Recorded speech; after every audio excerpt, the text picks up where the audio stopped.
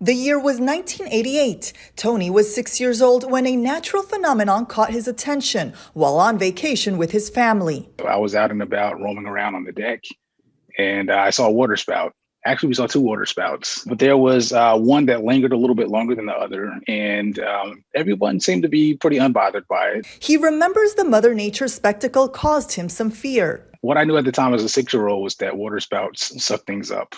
So my fear was that the water spout would suck all the water out of the ocean, and therefore the ship would be stranded on the ocean bottom that would then be dry between Florida and the Bahamas. But that moment also sparked his curiosity and his interest to learn more about science and the atmosphere. It was during a time, he says, there wasn't much representation of African Americans in meteorology. There was one African American meteorologist, Miss Vivian Brown.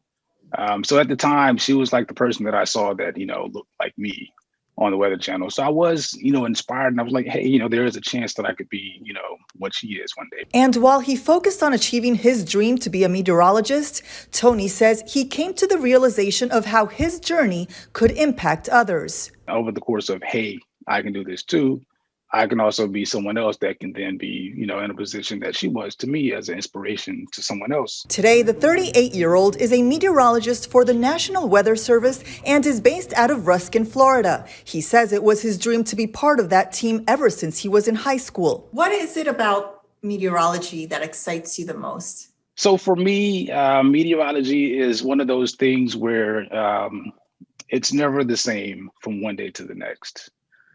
There's always something new and challenging. As we celebrate Black History Month, Tony says it's a time to reflect on today's opportunities. I think it's important to always pay homage to the people who helped pave the way for the progress that we do see today.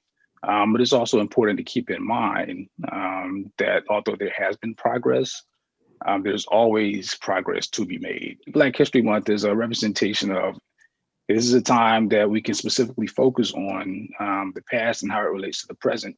And then we can look at the present and see how we can matriculate that into the future. As for his message to young students who are just starting to work on their life goals, he says it's about never giving up. Always believe in yourself and believe in your dream. There's nowhere that you can't get with patience and perseverance. In Orlando, Carolina Cardona, News 6.